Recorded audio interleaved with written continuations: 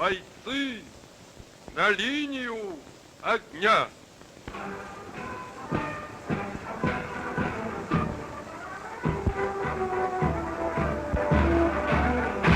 Репетиция, да?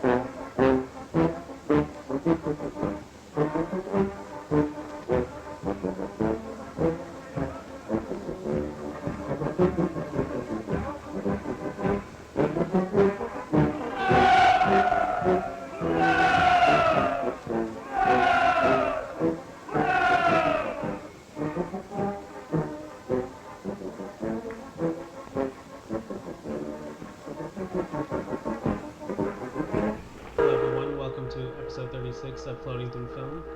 This week we continue our series on Dziga Vertov by reviewing the last movies we're going to do by him before we move on to movies I think are at least maybe not directly inspired, but at least in the same kind of lineage of Dziga Vertov's documentaries, and kind of the reason why I picked Vertov. So we'll get to that at the end. But and this week we're doing two Vertov movies, his first two sound films.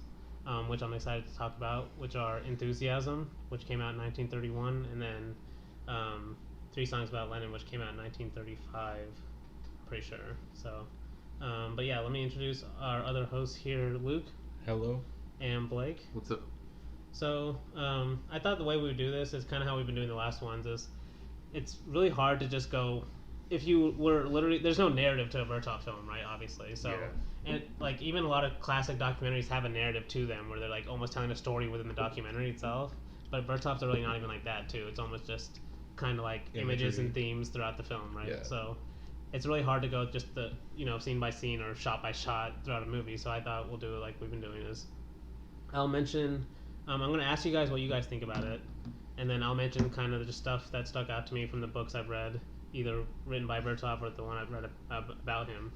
So, but before I do that, I want to read a quote from Vertov's writing about Enthusiasm, and then I kind of want to see what you guys think about the movie, how he used sound, because that's what makes me really excited about this episode. Is like, for Vertov, sound is like such a big deal. It's almost like a painter discovering a new color, like he never thought he would be able to. I actually love I love how he signifies it too, because at the beginning of the movie, the girl puts on the headphones. Yes, yeah. No, and that's what I was gonna. We'll have to talk about that with the movie, because remember how the end of Kino Eye ends? Yeah. With a woman listening, and that's how this one starts. Like probably consciously too. That same kind of theme, right? But literally now we're actually going to hear what she's listening to. Yeah. Like it is almost like it's basically like, imagine a painter that always wrote about this color that he never this color is going to come someday, and maybe people in the future is going to use it, but maybe I'll get to use it, maybe not. But then he actually gets to use it. Like that's kind of what Enthusiasm is. It's just him unleashed. Yes, it really is in some ways. Like it almost makes more sense with the sound. So yeah, let me read this quote though. So this is from his diary, and I'm just going to read the whole thing. So quote: "Thoughts must be transmitted from the screen directly, without translation into words, or else words must be synchronous with thoughts and not interfere with one's grasp of them. In Three Songs and Lullaby, both are present. The viewer reads the thoughts, catches them before they assume the shape of words. It's a living communication with the screen, a transmission from brain to brain. Each person grabs that which corresponds to his capabilities and knowledge. Each penetrates into the sphere of ideas, the germ which stirs in his own consciousness." And so that's kind of what I want to talk about with both of these, is like, this is why even sound was so important to Vertov, and honestly it's also related to why in the Soviet Union and a lot of great silent masters, they were really nervous about sound coming. And it was kind of the central idea, right? Because the reason why so many filmmakers loved film in the first place was because you got to see an image, and then it was almost like directly it was coming to thoughts to your brain, right? Yeah. And a lot of people with sound, they thought the sound was almost going to take that part away. It was just going to start explaining movies to people, right? Yeah. Like already intertitles will do that for a lot of movies, right? Where the intertitle will explain everything that's going on, and then the image would kind of just show that, right? Yeah. And that's what a lot of great filmmakers were scared of, including a lot of the Soviet directors. And that's kind of what this quote is about, is basically that kind of why Vertov saw sound as a way to improve that. You could even not have sound explained, but you could actually have sound increase that kind of, almost like he says, brain to brain transmission between an image and a brain, which is kind of cool to think about. But so let me what do you guys think about that? How do you think he uses sound? Do you think these live up to Man with the Movie Camera, like you said last week? I like how like Tammy gets on the dialogue, because it really just let the images and the sounds he syncs with the images, speak for itself. Yes. That's probably what I love most about it. But what about you, Blake? yeah. No, yeah, I agree with that for sure. But I just like how he Vertov has always been synchronized with his camera movements. It feels like he always has a plan with how his camera, with like all of his montages and stuff like that. And in Enthusiasm especially, to see those montages paired with sound and how he actually wanted to use it, it really does feel like he unlocked something in himself for sure. Or like this unlocked something. It unlocked a new dimension to him. I do think these live up to these are the two best movies I've seen since Man with a Movie Camera. Okay, so you for would Vertov. put these behind right. I think these are right behind with Man with a Movie Camera. Okay, Yes. Okay, that's good. Like I think I don't know if they're on par with it yet, but for me, they're very high up there for sure. Okay. And it is definitely because of the sound. It's the sound. Okay. But what else? So is there anything else that sticks out about Enthusiasm specifically? The lighting seemed a lot. I don't know. His lighting. Canopy did a really good job. Yeah, his lighting was like really good. It kind of this. shocked me because I've never really taken notice to his lighting, and like some of it kind of reminded me of like Citizen Kane type, like the dark, deep shadows and stuff. Yeah, the deep shadows, like rays of light contrasting with the shadows. I was like, wow. And yeah, the restoration is really good. Yeah, whoever restored it, amazing. No, but the thing that I like to think of with specifically this time is it's right before World War II, so this is literally a snapshot of the Soviet Union, like almost frozen in time, because like after this everything changed, especially here. Like, because like I think this is in the Ukraine, in the Donbass, right? Yep. Yeah, because like the Nazis literally come in like 1935, I'm pretty sure. Yeah. And so like this is literally a snapshot in time that is a really good point. immediately washed away like a couple of years later. So it's just really interesting watching this as a historical, like all of his movies have been as historical archives, because like yes, while it is kind of propagandish, obviously, it's a very interesting historical archive of the time and like of the Russian citizens in the Ukraine and stuff like that. And that's kind of what gives it the, like we've been saying, like I think we talked about it last week, but almost the sad quality to it. Just knowing what's going to happen, right, in the future is he's like showing all these elements of enthusiasm. He's happy with what the Soviet Union has accomplished, right, in this region. But like you said, a lot of it's going to be destroyed just in 10 years. And a lot of it's going to be because of or at least Hitler's going to use the reasoning because the Russians don't treat non-Russians correctly and stuff like that. Which, I mean, Vertov has been trying to push back in all of his movies, at least, is like the Soviet ideal is for all citizens of Russia, not just for the Russians. But obviously other people will use anything to like try to start a war. But and Hitler's saying that, obviously. Yes, Hitler's saying that, obviously. So makes it not reliable. No, yes. No, but yeah, that was definitely a sentiment. We're gonna have to talk about that more specifically with Three Songs Lenin, but like that was even definitely a sentiment within Russia too. Yeah. Like what is the Soviet Union anyway? Like, are these people in the Far East even considered part of us, kind of thing? Yeah. Right. And I mean, we saw racism like that today, so obviously it exists in every country. But another thing that I wanted to bring up that I think is, especially with Enthusiasm, both of them, but I really feel this with Enthusiasm, is like in Jeremy Hick's book, he mentions how Vertov basically was, in a lot of his filmmaking, like in a lot of his theories that he made, he basically started as a musician before he started as a filmmaker, especially in his early life. Like I think he went to music school, or that's where he originally applied when he was like in high school and stuff. Yeah. Or that age. And you can tell with Enthusiasm that, like, how I've been saying, how, like, when I said at the very beginning how Vertov's films, like, don't move story-wise, there's no story to hang on to when you're going through them. It's because, like, they are very much like music, right? Like, when you listen to a song, you're not listening to the song. I mean, certain songs will have stories in them, but you're not listening to the song for the story, right? You're listening just because it's the song, right? You don't have to explain it more than that, right? It's like almost for the rhythm of how the song goes, like just the sounds almost. And that's what takes enthusiasm to me to a whole nother level, because he's actually getting to control the sounds, right? All the elements. And that's why, to me, like enthusiasm, it feels like his most song-like movie, even more than three songs, right? Like it just feels like just one song. You know, it's like an hour long. It's like, and like everything just flows perfectly. Like all the sounds flow perfectly, and there's no like stopping to be like, oh, this is what this character's doing. He's I feel like he's definitely right? wanting you to hear the sounds of progress, basically. Yes, like that's what he's trying to get through with this movie. I feel like for sure. And this what makes it interesting, right? Is because he kind of talks about this with how difficult at this time it was to, I mean, let alone filming with huge cameras to film an image. But then the first sound equipment was huge too. Yeah. So filming all of these live recorded sounds was really hard. You know, he talks about how basically a lot of people saw it as impossible because like you're supposed to record sound in a studio. You know, that's where you can get the best sound. You can't do it in outside and stuff, like under trains and all those places he fucking went for the sounds too. But like, but what makes it so interesting? So first of all, he's able to do that, right? He's able to record live sounds, which that in itself is pretty crazy for anyone to do. But then he's using the sounds the same way he's using the images that he's filming, right? Where it's like they are live sounds, but he's using them the same way he's using the images, montage, right? He's adding a factory sound with an image of a person. He's adding, you know, there's a tractor sound on a different image, right? All these different sounds he's just mixing and matching, right? Just to where he's trying to tell a picture, almost a feeling of the Soviet Union, just through the sounds and images, right? Now he's finally able to use sound, which is just a whole other aspect, right? Which is you definitely need to read the Charlie Chaplin quote too. Yes. Okay.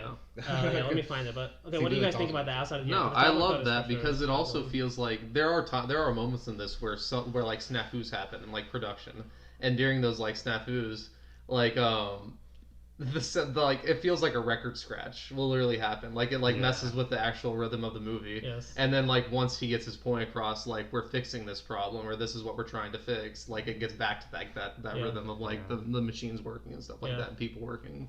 No, it's like almost like a song would have like a low point and a high point, right? Like it still has it's not a narrative, but it's like a crescendo. It's like a low point and a high point, right? Yeah. It's just it has its own rhythms to it, different than what a story-based film would have, or even a story-based anything would have. And that's kind of what I love about the film. Like, it just has, to me, it's like, I the scene I always think about, and now maybe we can just talk about the movie a little bit. The scene that always just is going to stick in my head is when they're hammering the church.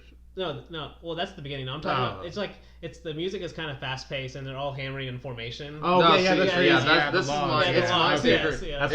my favorite favorite scene for sure. It's because like it starts with the men dancing out of the factory. Well, they're not dancing. It's definitely a dance. It's definitely a synchronized dance. It's definitely a synchronized dance. It has to be because they're like bent over, like snapping and stuff like that.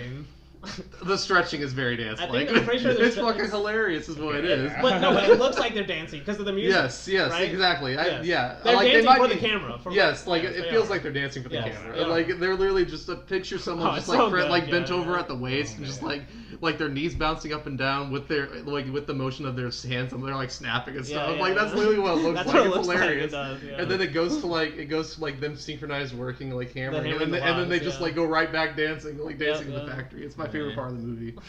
They're definitely not dancing. It feels like dancing. They're doing exercise to get out of the factory. I'm pretty sure. You know, it feels like dancing. They must have thought in the 1930s. They thought that was like how you got in my book. It's dancing. In my book, it's definitely dancing. No, either way, it is dancing. Either way, though, like they look like they are dancing for the camera, basically. The way he's using the music, which is also live. You know, right? He's getting that from somewhere. I think they're recording like some marching. There's a few kind of festivals. There's a few festivals for sure. Yeah, like there's anti-religion. Yeah, that's the church scene is. I also love the church scene. Yeah, simply because the cut he has a cut of them trying to pull down the steeple, and he like cuts. I forgot what he has what he's cutting to alongside with it, but he keeps cutting back to it until it finally falls. And I love that. Yes. And, I remember that. I love how immediately after the church scene, he shows the theater and it's the inner towers go cinema. That's what. And then I guess I kind of took it as like everyone from there went to the cinema to like watch. Yeah. People. Well, because the church itself was replaced. Because I know that you're talking about like that's the cinema there. Yeah. But like the church itself was replaced with like the youth workers club or something. Yeah, workers club. It's the young workers club or something like that. Yeah. So yeah, that's kind of we can just go into the movie because that's what this whole process of like the Donbass, like what they're trying to do here is what that's what it was all about, was like getting rid of the old. That's his first. So the first part of this section of the movie is like you're saying, it's, I mean, kind of this theme with all of Vertov's movies is and actually you talked about this before the podcast and you were going to mention with Three Songs of Lenin, so I'll say that with the director that you talked about, but it relates to this in terms of like. Vertov he wanted to show the old and the new, right? Yeah. But he also is, by doing that, he's also showing a way to be like showing stuff that's still in the Soviet Union now. Yeah. By framing it as old, even though he's still showing something that's still there now, right? Because he is more of a. This is true with all of his films. Like he's looking toward the future, right? It's early. Sure. It's this early part of a country. He's trying to almost imagine what the future can be like if you work hard, if we build, like this movie's all about, right? Yeah. If everyone works together. Honestly, the more I think about it, the more it's like maybe he cut to the cinema to compare it to the church. Like, the cinema kind of is the new church for these young people in a way. Okay. But I don't know if that was his whole. At least the documentary cinema, that would have been his goal for sure. Because I kind of think it was like. No, because he's definitely showing the cinema as in the part of that new section. Okay. And then that theme of religion, because a lot of people would see this, and it does feel like that, where he's just hating on religion. And he is like the Soviet Union was anti-religion for the most of it, right? Yeah. Even though like, and like if you watch Dziga Vertov's documentary, if you watch his movies, you'll understand why they hate the church, because like as they're pulling down the steeple, they're literally taking out icons and gold and just all this shit out of the church, and it's just like. This is why the Bolsheviks hated the church, is because they hoarded all their wealth and didn't help anyone. No, they already talk about how I think there's a quote in it, like something like the church has been tied to capital too long. Or something. I think that was a quote. I'm pretty sure. Yeah, the Pope has changed the cash drawers of capital. Yeah, that's great. And he cuts to a picture of the Pope. It's not even it's a picture. Filming of. He's not even filming. It's just a. Because they're also like carrying this like huge like.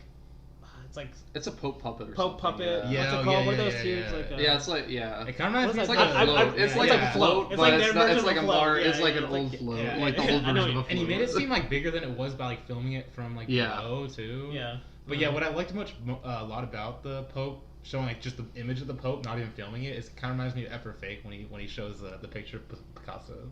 Oh, okay. Yeah. But okay. I just wanted to mention F for Fake. That's the only reason I said that. I mean, you have mentioned a few times when we're talking about Vertov. Yeah, I can definitely see it's my goal. It's basically. Mention every episode we do. You have to mention it somehow. Yeah, I'm gonna have to do a next episode. So stay tuned. Okay, but to get back to enthusiasm, it does. This whole, and like I was saying, like you could see, and to a certain degree, he does like religion, but at the same time, like he's not.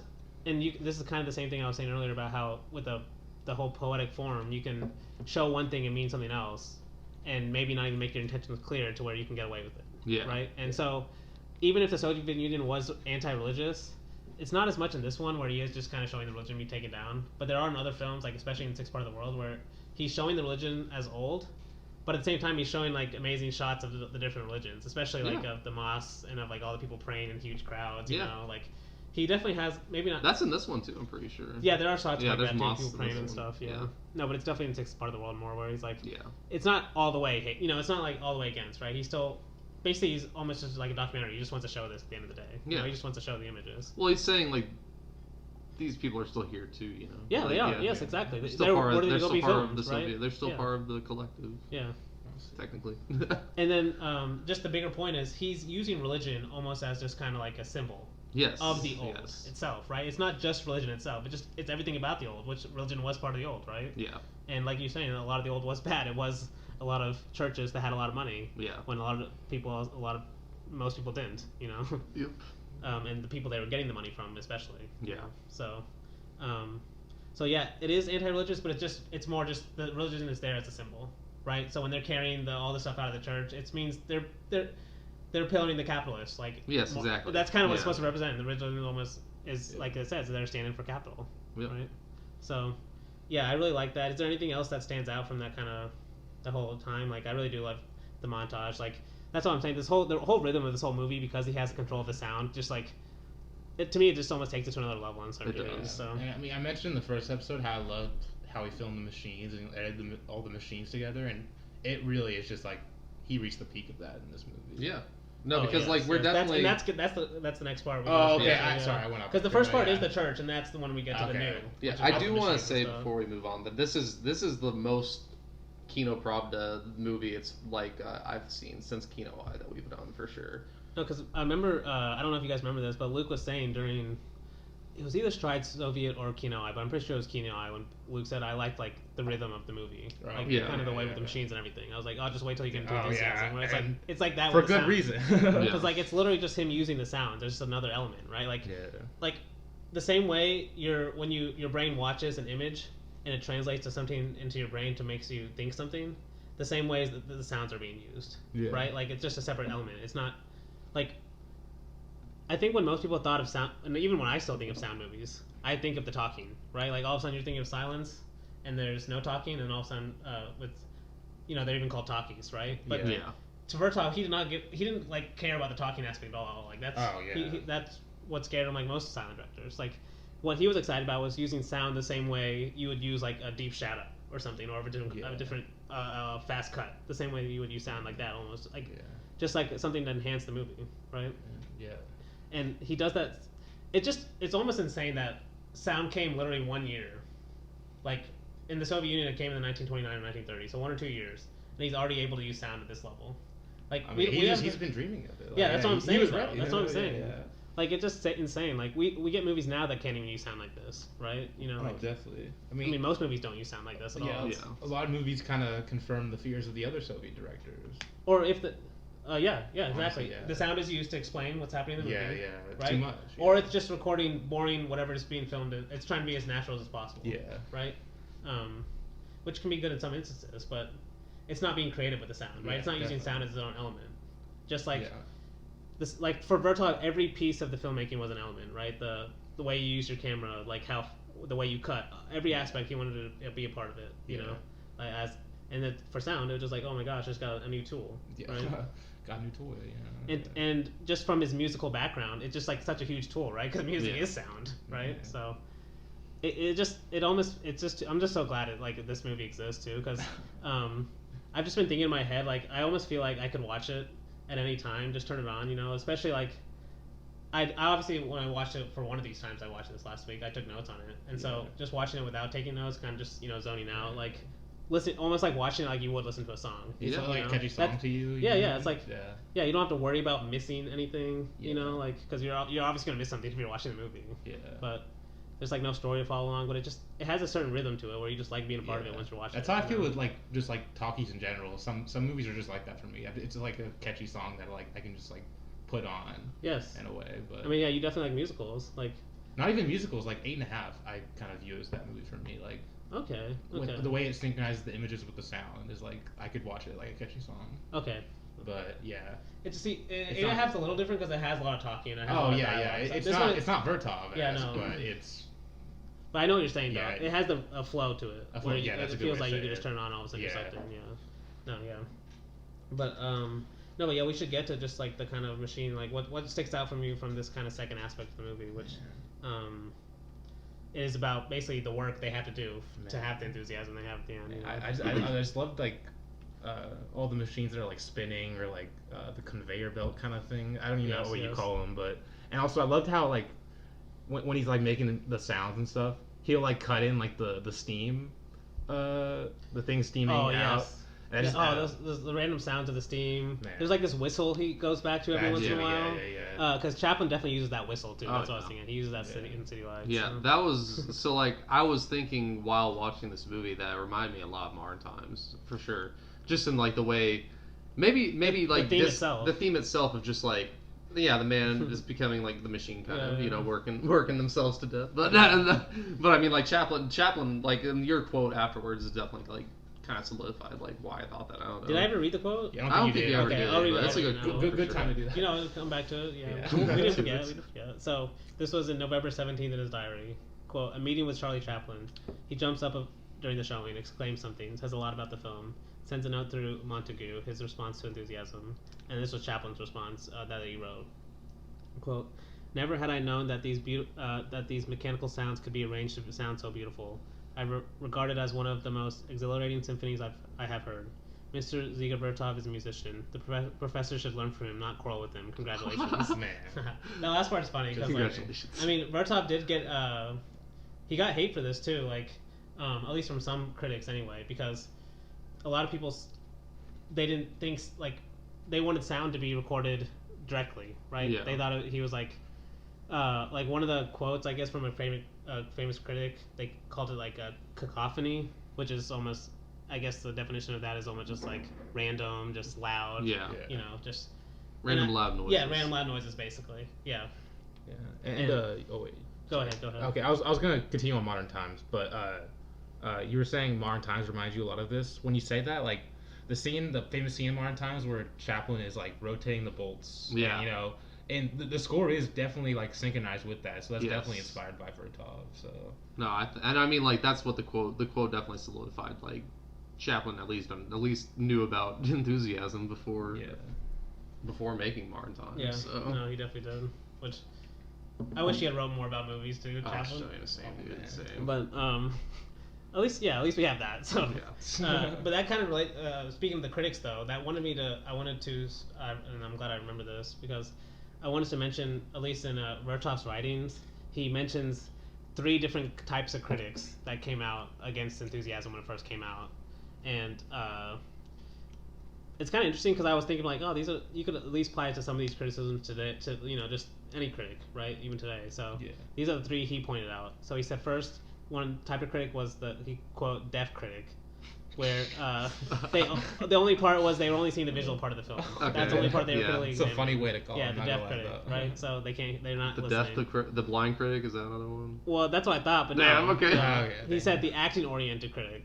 Okay, So basically drama-oriented. Yeah. They're only focused on the story, like I've been saying. Like if you're going in here expecting like a story, you're gonna be disappointed, right?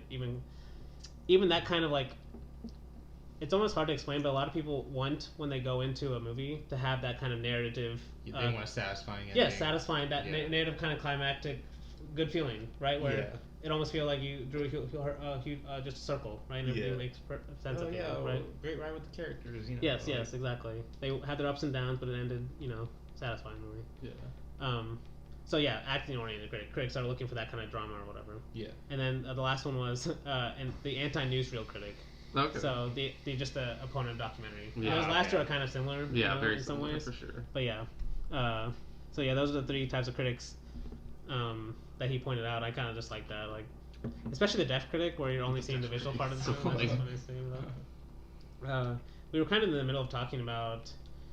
I was looking through my notes to see like what sticks out about this this kind of middle part, because it is maybe the most like rhythmic part, like we point out earlier with the men hammering and the men exercising and and it goes back to some old shots that we have already seen before in Stride Soviet, I'm pretty sure, or maybe it was Sixth Part of the World with the mine shaft, because he actually points out like, I can actually show you what I was listening to in this part now. Yes, because that's something he always wanted to do. No, I'm trying to. Okay. Yeah, and then really like that's the thing. It's almost like a sin to like just describe in words the images, right? Because that's what I've been saying this whole time. Yeah. That's what he didn't want, right? Like he's not wanting to use intertitles because he doesn't want words doing what the images and the sounds are doing, right? Like that's the whole point of watching movies. Yeah. Is for that experience itself, not just. And that's kind of why he didn't like critics in the first place, because like, and this is kind of related maybe to just Vertov in general. I'll go off on a little tangent. This is why he didn't like scripts, or at all, right? Because he, especially towards like after he started making some of these movies, the harder it got for him to make movies was because in the Soviet Union they just really wanted a script, like most studios, right? They want a script. They want to know exactly what you're going to film beforehand. And his whole thing was, I can't know what I'm going to film until I'm there. Like I literally have to be. I'm a documentary filmmaker. I have to be there, and then really I can. That's when I know exactly what I'm going to film. And then later is when I'm going to put it together after I get what I have. So it's almost the exact reverse of a script, right? Like, he can't plan it out. And so that's kind of like what I really love about these movies. You can tell he's filming these places first, right? Yeah, and that might be like Vertov's most influential point on like directors after him, because like I'll just bring up that Ukrainian interview. Like there was this Ukrainian director that directed State. I'm pretty sure one of his most popular ones is State Funeral, which is like basically taking Stalin's like the funeral of Stalin, like at how like propaganda it was, and like flipping it kind of on its head, like changing it just with like images. And like in an interview, he basically was talking about that, about how like with the Soviet Union being so strict on what you were able to put into a movie. The interviewer basically asked like, how is it possible for these directors to like survive, basically. And it was like it was because they're poets, you know, like they like that's literally the reason why, almost, because like they were able to figure out a way with their montages and with like their use of everything to get away around like what like this like the what the Soviet censors were. Yeah, the censors were the word I was looking for. What the censors were trying to block, basically. Yes. And that might be Vertov's best thing that he's done for like directors now, is just making them think about that. You know, like thinking about what you're showing. It can be heavily influenced by like what you're saying. Yes. And like what you're making a person hear along with it. Yes. And because like we haven't seen Lullaby, but in the interview he specifically mentions Lullaby as like the reason like he thought about that. And Three Songs of Lenin is very much like that too. Yes. Where you can tell he's like kind of pushing it for sure. Oh, He's yeah. definitely pushing it a little bit. Yeah. But it's because they're poets. Like they're able to think of ways to get around the censors for sure. Yes. And even if he has hard. a quote in his diary. I can't remember it exactly, but it's basically along the essence of he's like complaining about like as long as I can get past the technical difficulties of making a film. He's like, I welcome every creative difficulty challenge. Just give me this. Just let me make a film, and I can do all the creative difficulties I can handle. And that's what you're talking about. Like, as long as he's able to film, he'll make something out of it, right? Like you said, like a poet does, like almost like putting it together after. Yeah. Right. No, that's no. I really like you said that. Because Vertov's like, and I'll maybe just mention this now. Like Vertov's influence is just, it's in ways you don't even think of too. Like because.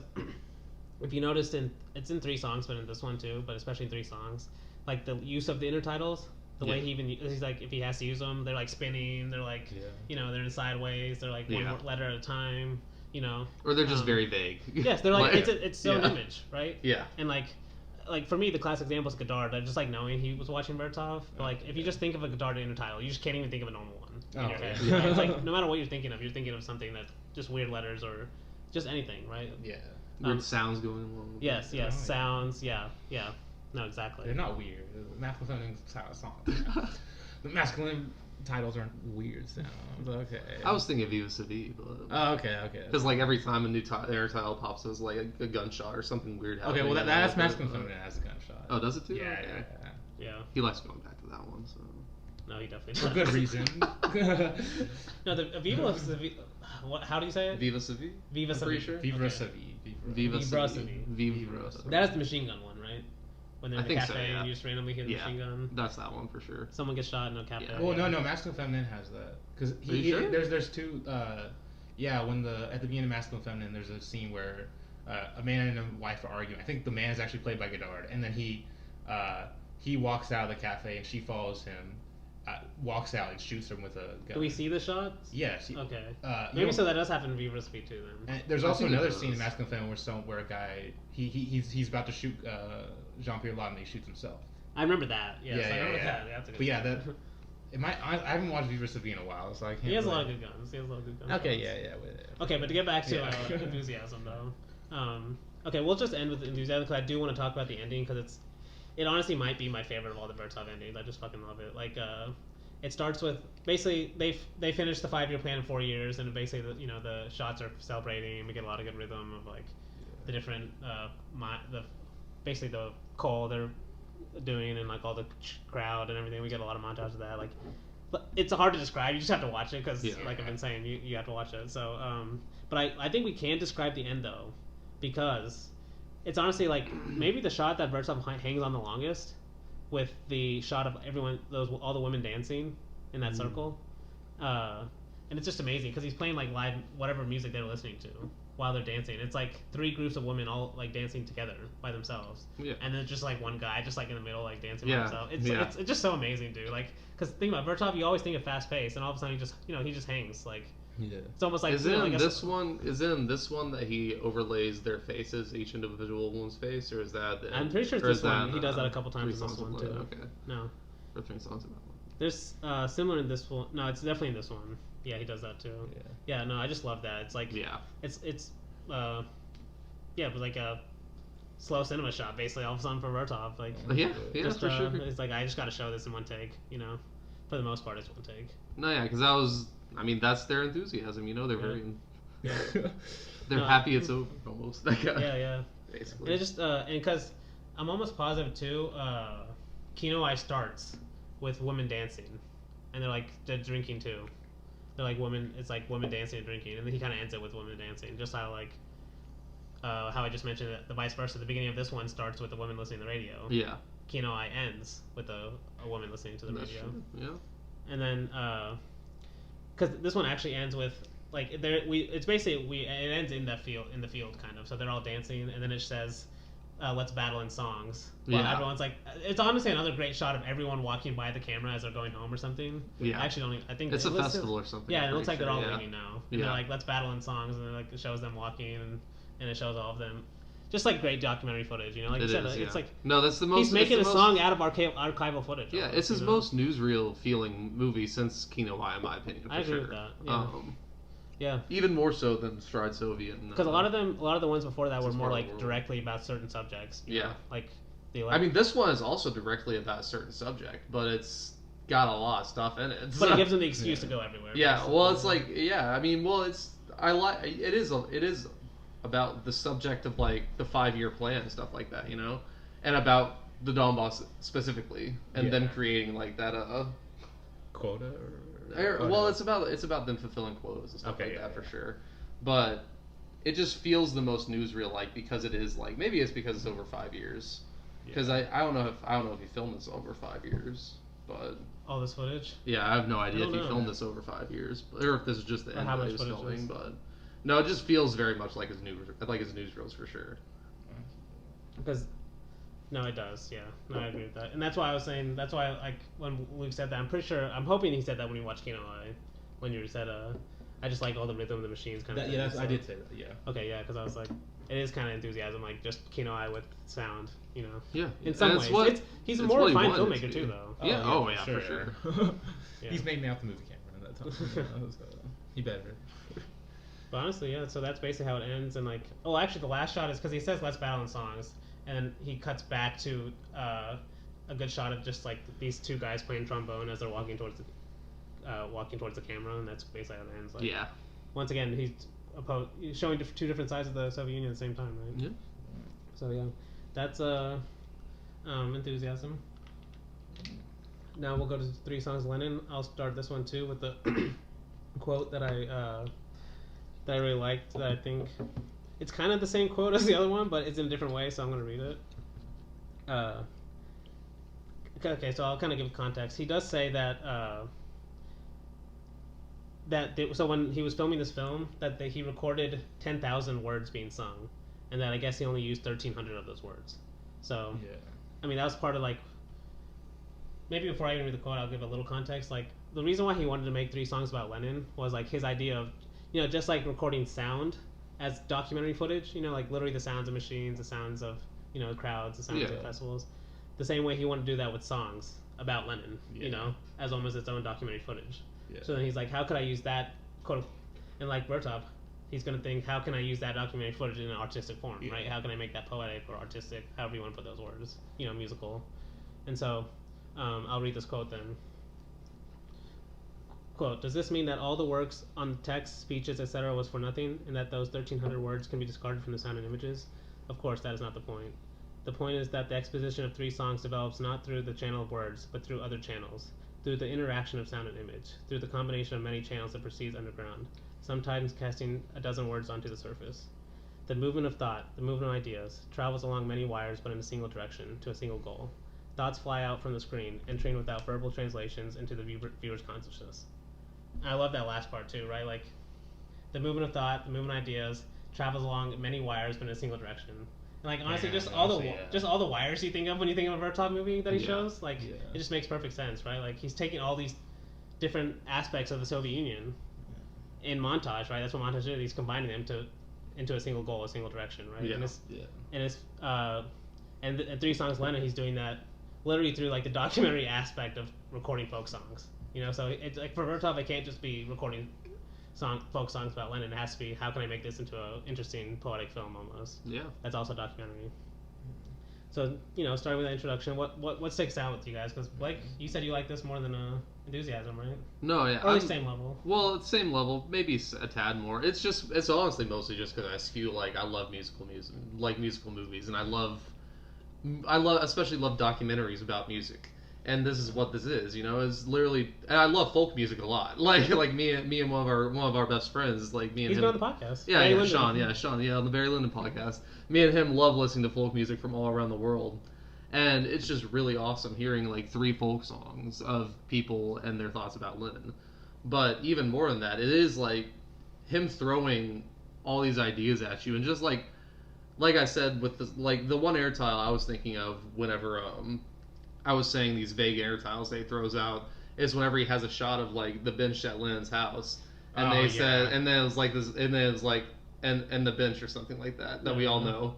Yeah. And like after that, I was like, well, I don't know this bench, so I'll just look it up. And I was like, Lenin photo bench, and it literally popped up like Lenin just sitting on that bench, and that's what I was talking about. Yeah. Like it's just all these vague ideas that he's just like putting up there that they will obviously would know that the people of the Soviet Union would have known and recognized immediately. But those shots specifically, I loved probably the most because like it was him literally kind of reminiscing about his like kind of love for Lenin almost. And like it's like it felt so nostalgic, like the shots of the bench and the shots of the house. Because like looking, like it starts with them looking out of like looking at the park that Lenin looked out of on his window of his house, and then it goes to that bench, and then it shows a couple shots of that bench and stuff like that. And it just feels so nostalgic for a time. Because this is 10 years after his death, I'm pretty sure, right? And I mean, and that connects perfectly with the whole idea of a folk song about Lenin too, right? Yeah. Just like that's what folk tradition is. It has a certain nostalgic feeling to it always, like just because of that traditional aspect. Yeah. But also Lenin, he was dead at this point. He was kind of he was a legend at this point. You know, for them. So. Yeah, and it was 10 years. I'm pretty sure it was 10 years after his death. This movie, it was like made because of that. Yeah, it was. Like the 10-year anniversary of his death, I'm pretty sure, to kind of show. Or it was like that's one reason why I like another like the vague air titles of him just showing like what would Lenin have thought where we are now, like that. Or it's like what would Lenin have thought? They like shows I just love all that stuff too. Because I just love how it's like just like there's 3 different segments that are all like tackling 3 different things of the Soviet at the time. Like the first is like about like the industrial revolution in kind of Russia and how they're like industrializing. Yes. It's like very like feminist too. Yes. And then the second part's with like the veil, because he's showing like isn't the first part with the veil, like he's showing the women being unveiled. Yeah. Okay. Yeah. Okay. Because that kind of goes to. I'll let you finish though. Oh, I was gonna say the other 2 like the second one's just like the death of Lenin. Yes. Like Lenin like was the cause of the first part, but now he's dead. But then the third part's like, okay, but here's our future, and here's what Lenin. Yes, this is what Lenin means now, almost, right? Yeah. Like in his diary, he wrote the theme of the movie basically is supposed to be just Lenin is springtime. Oh, okay. And that was that was like the central theme of the movie. Well, because I loved it because you definitely get that. At least he shows a shot of the bench again, but it's covered in snow. Just completely he's filming it. He's filming it. That's almost like the snow on the bench. Almost he's showing at the same time like where Lenin is at the funeral. Yeah, right? Yeah. Where like that's what a poet is, right? Like the image makes way more sense when you see it. Like it actually fits that feeling, right? Of just it's a good way to show just the kind of mood of Lenin being dead, right? Yes, the mood of the country. The mood of the country, the snow being on the bench, and like you were saying earlier, how basically a poet can show one thing but it doesn't necessarily mean the thing they're showing, or vice versa. Like they can have an image but they'll be able to change based on the context of the movie it changed. Yes. In this one you could take it to mean by all the praise he's doing of the old Lenin, it could be a criticism on Stalin, right? Based on especially Stalin would see that as time. Like, Stalin definitely saw it. Yeah, at least somewhat that way. The Soviet Union definitely re-edited this movie multiple times because it was a more popular movie in terms of it was a good job showing of what Lenin was. Teaching people that he even mentions the movie how there are people now that didn't hear Lenin or read or see Lenin live, so that's why they need this film. Like, Yeah. But at the same time, you could yeah. see it as a criticism, right? Like, by how much he's praising Lenin, why is Stalin not in it as much? That kind of thing.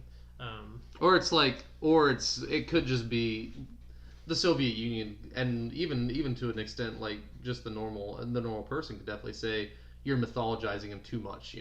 Like he means a lot to the Soviet Union, obviously, but is he really the Soviet? Like some people would maybe consider him, like Vertov's Three Songs About Lenin, as him saying the Soviet Union was Lenin, and now it's not the Soviet Union anymore. Okay. But because because the Soviet Union definitely changed after Stalin took over. Definitely. I mean, how we're talking about Vertov's career, you can tell. You can tell a lot. But I did want to say, like, because it reminded me of kind of what you said about when you were saying there that Jeremy Higgs points out in his book how one of the reasons why he was also Vertov was attracted to this idea of using folk songs was because he thought folk songs they showed the strength of collective power, right? Just collectivity, right? Like they don't have a central author, right? Just almost like what Vertov's or the Soviet, especially Vertov's goal was. Like even he didn't see himself as a director really. He saw himself like more as an arranger. Yeah, supervisor. I mean, yeah. Like, and I think we talked about it in previous episodes. Yeah, that was like that. Yeah. But that's kind of why he liked that folk aspect too, right? And like, I think I mentioned this before the podcast, but one of the reasons Stalin didn't like the movie as much was because he thought he thought basically Vertov spent too much time on the Far East people, right, and on that side of the world. Yeah. And basically he thought he was saying Lenin was Vertov spending too much time there, and so that's kind of why, like we've been talking about, it is. You don't know for sure whether how much is it criticism, is it just a poet just being suggestive. He's never actually telling you directly what he thinks, really, and that's kind of what he can get away with, right? Like, and that's on the very surface level, this is literally just a man making a movie about how much he loves Lenin. But there's a lot. You can read a lot into this movie for sure. Yeah, exactly. And especially because Luke literally said whenever he was watching this, he got jump scared by Stalin. Because it's just you're watching a perfectly peaceful funeral for Lenin, and then all of a sudden Stalin pops up, and you're like, hello. Also, I'll admit, when I was watching this funeral scene, I kind of forgot I was watching Vertov. I was like, I wonder if they reenacted this, I wonder if they reenacted But then this. I was like, once I saw Stalin, I was like, oh wait, I'm watching Vertov, Yeah, Vertov would never reenact it. No, because apparently some of the other men were also famous Soviet leaders too that I didn't recognize. But in that funeral scene when they're all there, But like, because in some of the later edits that the Soviet Union did of Three Songs, they did add Stalin more to that third act, where Stalin is more a part of that. That's where you would add him in, because that's the future of the Soviet Union. And he's not in it, right? And so he's in it for like one part, I'm pretty sure. In this one. Yeah, in this one. Yeah, and I that's think what's he's in it for interesting. like one. So apparently for a while, a lot of the edits did have Stalin in it more, and then like in the 70s, there was an edit that was very popular for a lot of people, where they just took all the Stalin bits out. And so I guess this one, the one we watched, they're trying to be as accurate as what it was to the original, and I don't know how close they got or anything, because I don't know how much Stalin was in the original one. I know we only see him, I think, once or twice. Yeah, I think we only see him at the funeral, and then we see him one time at a parade talking to people, I'm pretty sure. Okay. And that's it. Yeah, so yeah. For the future of the Soviet Union or something. Yeah, I think we can, that's pretty much mostly what I want to say of it. Like, it's funny because I'll just mention one more thing. Jeremy Higgs points out that one of the central themes, or maybe the central theme of the movie, is just the idea of memory too, of the past, not forgetting the past.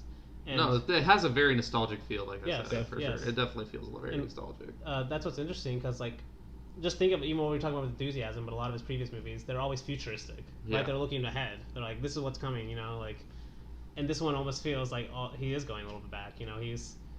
He's finding a way to go back, to dwell on memories when, for the most part, they didn't want you focused on the past. And honestly, like, one thing, like, I honestly just thought about this now, I didn't even think about it while watching, but towards the end of the movie, he literally says on some of the air tiles, like, even though our country might fall or something like that, even though our country and our countrymen will be lost to memory, people will always remember the name Ilyich. Lenin, they'll always remember Lenin, and that might be what his goal was with this movie. Like, this is just like me, like, thinking like this, because like he might have just seen where the Soviet Union was headed without someone like Lenin in power. Like he might not have liked Stalin at this time because like he obviously didn't like Stalin that much, and Stalin might not have liked him. At least if you like believe what that Ukrainian director in the interview said, with Stalin burning some of his films, and then Vertov asking why did you do that? Yeah. But and just the fact that it was way harder for him to make movies. Yeah, but like if you can mythologize someone that you thought was the epitome of what you believed and make him remembered instead of like the bad stuff that would happen and was going to happen obviously with the Soviet Union, I don't know.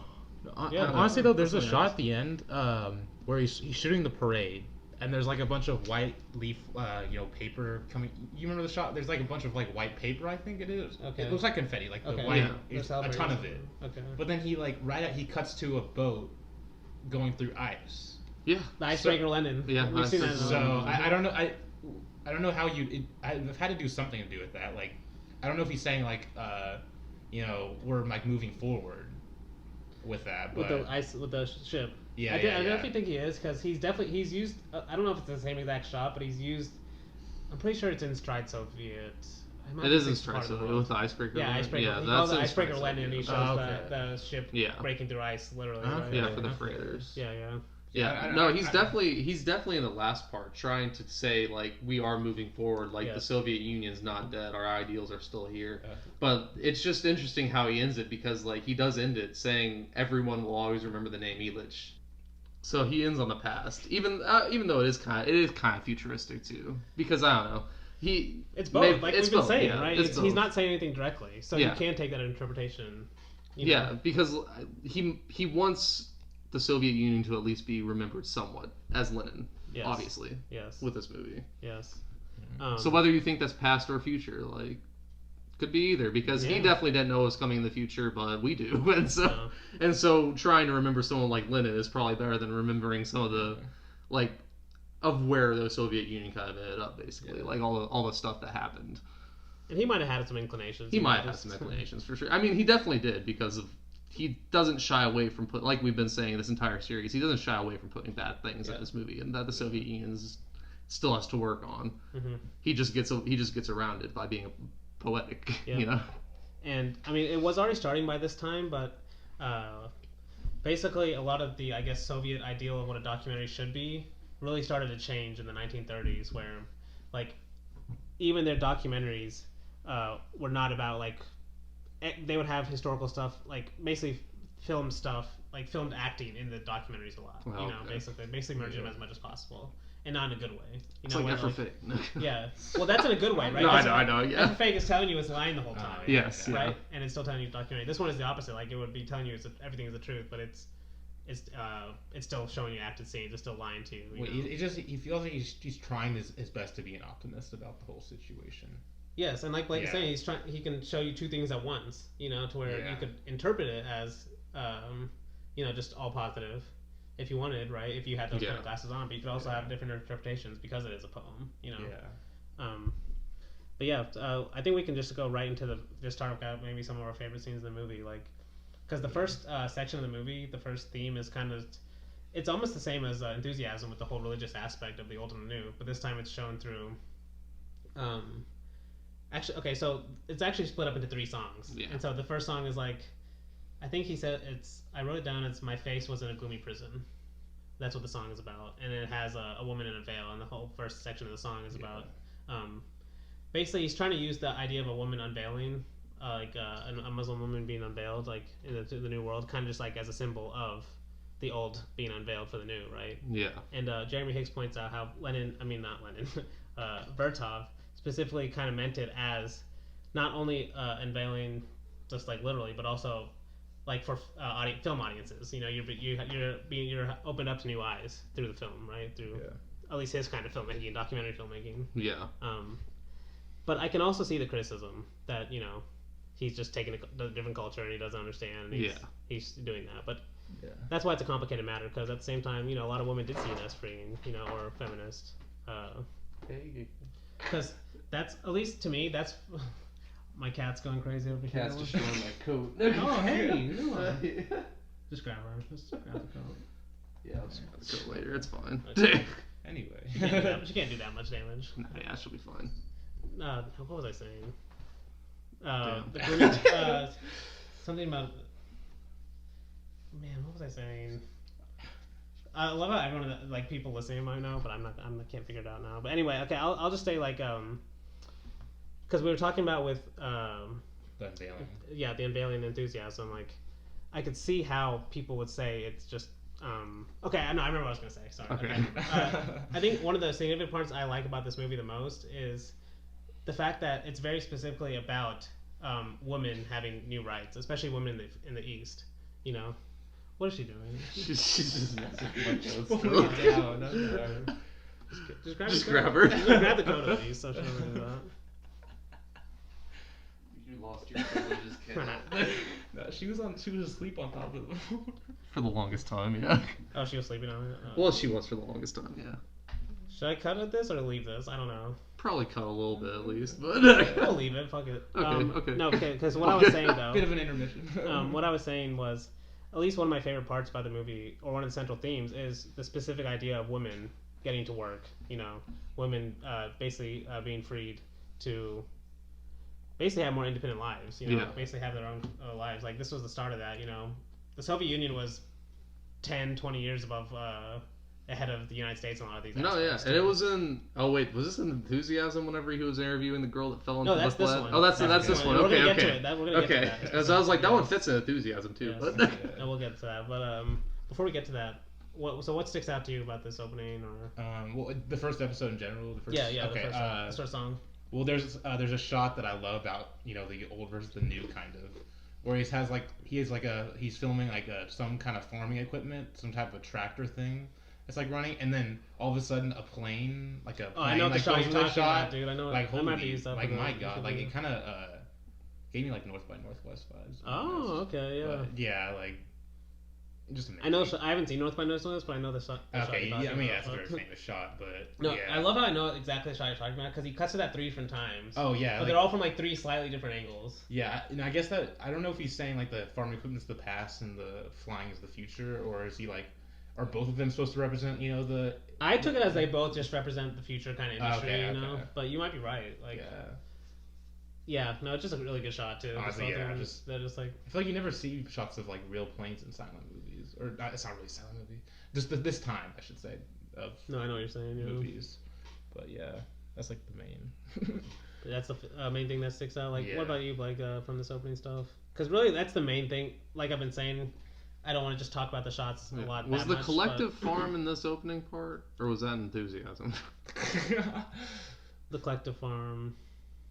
Explain. You remember everyone on the farm on the collective, and him filming them all on the collective. That's the end of doing their Enthusiasm. job. That's the end of. Oh wait, Enthusiasm? this one. Oh, I think that's in this one too. Whatever they're all, because Yeah, I that's in thought this that one, was too. him. That was him kind of doing like the old versus the new, and them all working on the collective, and then showing like the machines kind of just like doing their process. Pretty Because sure I think that's it on was. this one. Isn't this the one where there's like he's filming the tractors mowing, and then like each tractor keeps on mowing, and just keeps getting closer and closer to the camera?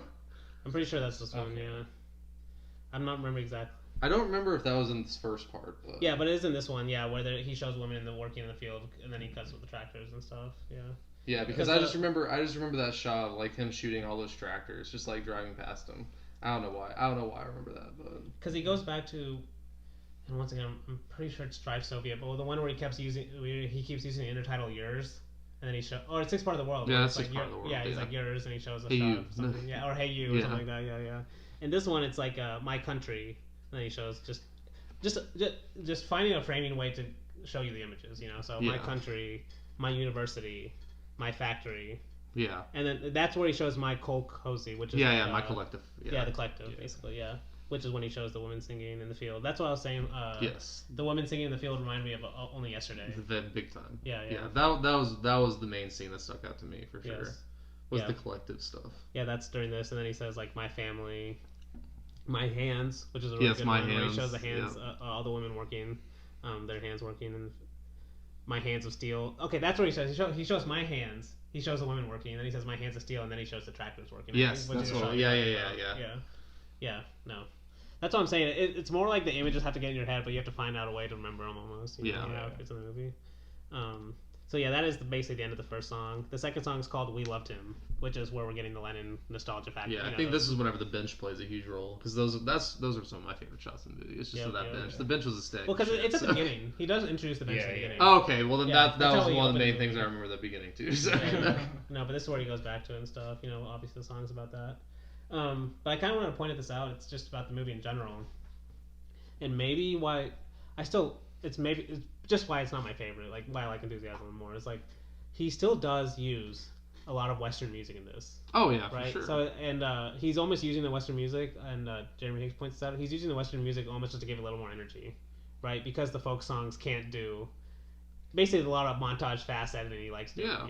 Well, the folk songs are about remembering Lennon. Yeah, once again, you could also see that as old versus new, right? Yeah. Which Western songs being new, at least in this context, it makes sense, right? Because it is, the folk songs are old, but. Well, he's also using the Western songs. I feel like in the saddest parts of the movie. It's the Lennon funeral. Yeah. The Lennon funeral because he does the. Yeah, there's I feel like there's that funeral classical music. He uses it more just for emotional scenes. Yes, more emotional moments. And I loved how he cut to the faces of the people alongside with it. I thought that was really cool. Oh yes. Yeah, during the funeral. During the actual funeral, that's where you got the jump scare of a Stalin. Yeah, scared. Scared me. I'm trying to think because this is where he also uses spinning intertitles. Oh yeah. Which is I love that too. It's crazy that he literally filmed Lennon's body. That's literally Lennon.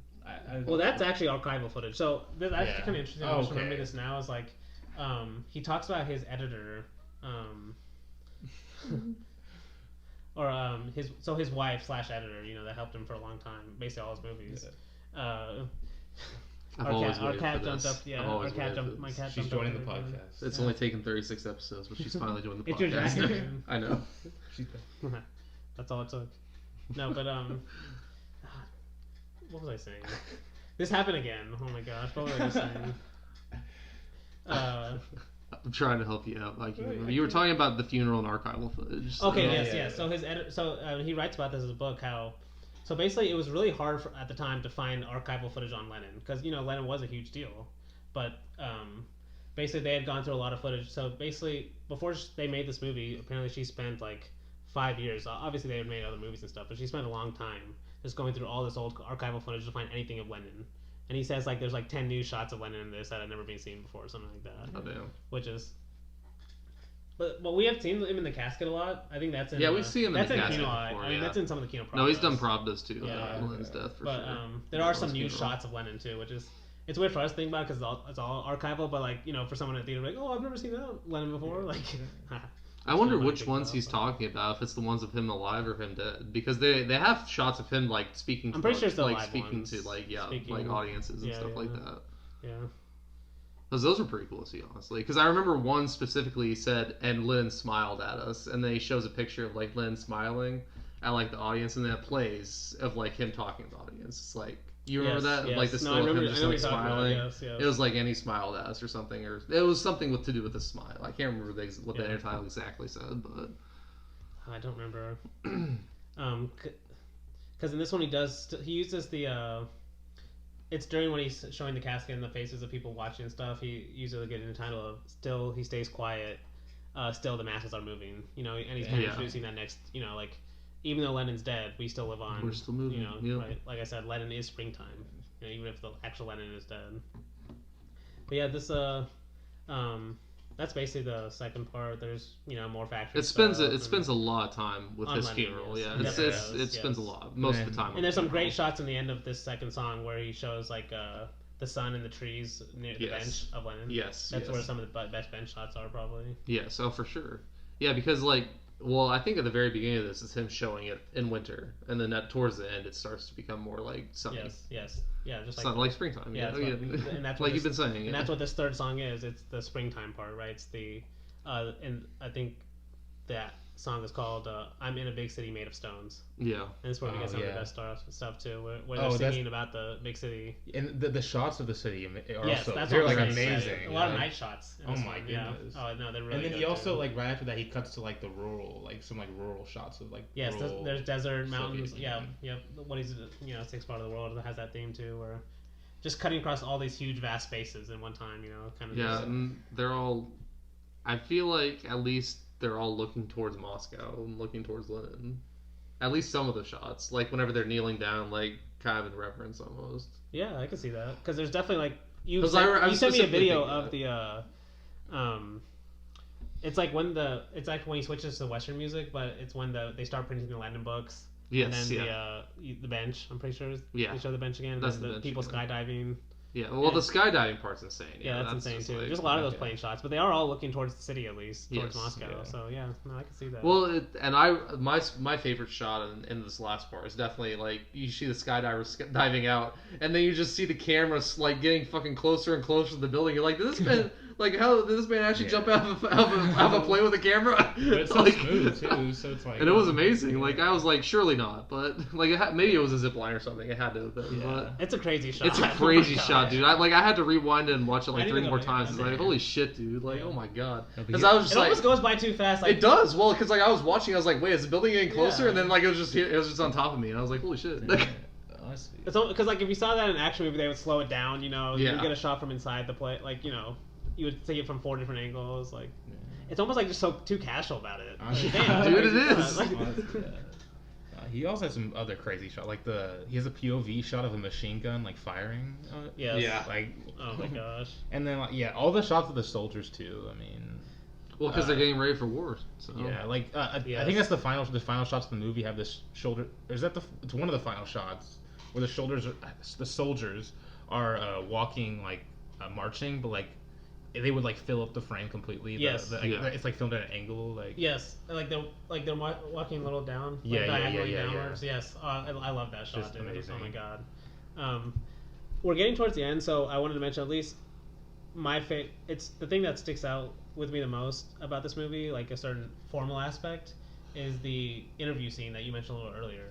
And Jeremy Hicks wrote in his book that Vertov was really proud of this too. It was like one of his most proud things he'd done in a movie, where it's weird to think about it now. I was talking about this, Luke, before we started the podcast, where like nowadays we see interviews and everything, Yeah. right? Like even reality TV, even like The Office, everything uses this kind of interview format.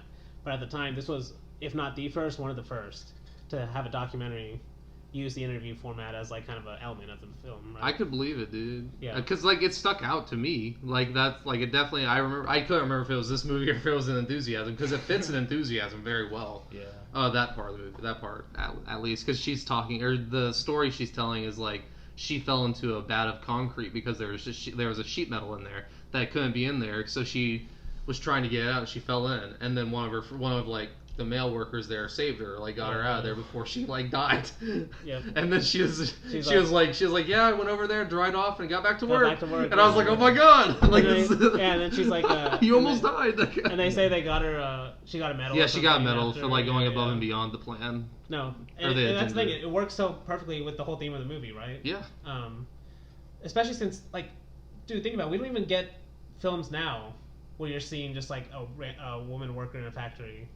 And unless you watch the news. Her experience, so. right? Oh yeah. Even then, it'll be more sensationalized, for right? sure. You know. Yeah. But yeah, so I wanted to read a quote that Lenin had in his diary, where he wrote about Three Songs of Lenin, and then Lenin or Vertov? 3 Songs of Lenin, the movie. What do you? Well, you said Lenin wrote this. Oh, Was it- Vertov. okay, I said okay. Lenin again. Yeah, Oh yeah, my okay. gosh. I I just know, wanted Lenin to was dead, clarify. obviously, Yeah, I but just no. wanted to clarify. So I'm keep pretty sure doing he's that. dead whenever this I song, keep- the movie came out. But No, because okay, so I'll just read the quote. Quote: Why does she have an effect? He's talking about a woman she interviewed, right? Because like she's not an actor, right? She's literally just someone speaking about what happened. So he says, quote: Why does she have an effect? Because she's good at acting? Nothing of the kind. Because I got from her what I got from myself during the jump, the synchrony of words and thoughts. And then he goes on a little further. If a shock worker is addressing a Congress and speaking words that he has memorized, or if he's thinking about something else at that time, you won't feel that synchrony of word and thought. You know? And basically what he's saying is, feels like a documentary because you can tell she's really like giving just a true experience. She's just speaking from her mind, right? She's not acting, right? She hasn't thought about this beforehand, and now she's coming to say it, right? She's literally just, you can tell just by the way she's saying it, by the way she's smiling. There's no acting involved, right? She's just giving her It's experience of what authentic. happened. Yes, exactly. And like, it's just weird for us to think about that. As we're so used to it now. Yes, exactly. Almost too used to it, right? But at the time, it was like such a new thing. Just the way to think about it like that. And even now, we still like reality TV. Yeah, it has that interview format where it feels authentic, but it's not, right? We all know even that's fake, right? Like, but Vertov saw that even that interview format had authentic. Just if you put someone on a screen interviewing them, it'll feel authentic, right? Yeah. And obviously, he wanted it to be authentic. Yes. But you can still use that interview format to not be authentic, right? Yeah. Or to be even more authentic, like in the act of killing, where it's so authentic, even the people watching are like, oh shit. Yes, no, that's a good point. And I'm just thinking more like Godard uses the interview format a lot, right, to give us this kind of just realistic feeling to the characters, where you're getting there's true thoughts, even if that's even acting, right? Yeah. No, but that's what's so cool. Like even just I just love that interview scene too, like. Because there's a couple other ones where he interviews like a guy too. I think a little bit before he interviews a few people, but that's the best one. That's the best one. Yeah, he interviews a guy too. I remember that guy too. Yeah. Yeah. But no, she's definitely the best one. But yeah, so that's because she almost died. No, and it's a good story. Yeah, it's an exciting story. No, but that's basically kind of what I want to mention. Yeah. From the ending, and then it ends a lot of it more just kind of just crescendos with the. And then it ends like how we said before, where people will always remember the name Elitch, Yes. Like if everything else is like gone, they'll always remember the name Elitch, which like that might be the whole point earlier, of this movie. So I don't know. It means both, honestly, right? The past and the future, kind of. Yeah. That's what I understand. Like even if their country, like he was looking towards the future, like even if their country failed, people will at least remember like Lenin, Yeah.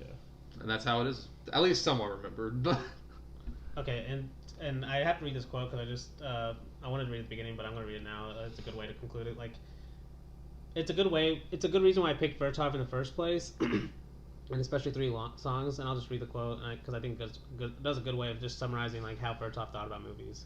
So, quote: "The contents of Three Songs develops in a spiral fashion. Now in the sound, now in the image, now in a voice, now in an intertitle, now through facial expression alone, with no music or words, now through movement within the shot, now in the collision of one group with a shot with another, now smoothly, now by jolts from dark to light, from slow to fast, from tired to the vigorous, now through noise, now through silent song, a song without words, through thoughts that fly from screen to viewer without the viewer listener having to translate thought into words." And just think about all those different versions, all those different just elements I just mentioned in that one little one sentence. As all the different ways he's kind of basically throwing thoughts, like he says, throwing thoughts to the viewer, without having to use words to translate them, right? He wants those thoughts almost as best as he can to get them directly to you. Yeah. And it's weird to think of that because I think a lot of people think of thoughts as words, right? Yeah. But it's weird because thoughts do have more. They have like an emotional impact too, right? Which, yeah, you can think in images too. For yes, sure. Like some people do. Think that's what I'm saying. Thought is more than just words, right? Yeah. It's more. It's a combination of these things, like he's saying, right? And he's trying to get that through a film, almost to your brain, right? So like when I think of the shot of enthusiasm when everyone's rhythmically hitting the axe, yeah, I'm thinking of maybe an image, but I'm really thinking of like almost the whole vibe of the movie, right? The rhythm that's going on. I'm thinking of like basically the whole theme of the movie, and that's because it makes sense, right? Like that one shot almost does a good job of explaining what that whole movie feels like. Yeah. And you can't say that with a directly narrative movie most of the time, because that narrative has we have to go to A to B to C, just for the story to work, kind of, right? It has a dramatic logic, but this is like, it's something else. It's what film can be, at least in my opinion, what it's best at. It's almost like he says at the end. Through thoughts that fly from screen to viewer without the viewer listener having to translate those thoughts into words. And for me, like that's what film is, so I really like, we're concluding at least the Vertov films. Vertov direct. So I thought that was a really good quote. And we're concluding Vertov by doing another Vertov episode next week, but we're not doing a Vertov movie. So I thought next week what I'm going to do is I'm still going to ask you guys about Vertov, and I'll probably have some stuff out, maybe just kind of conclude the episode with Vertov, like what I think about him and all that, based on what I've read. And then the two films we're going to do is Chris Marker's If I Had Four Camels, and then Money Calls Mati Manas, or The Mind of Clay. So I'll go more into detail next week about why I chose those two movies, but I'm excited to do it. Like they have their own similarities to Vertov and also their differences, but I think it'll be worth doing. So yeah. Until next time, I hope to see you floating through the clouds. Atladı güller açılır, badiyeler gel açılır.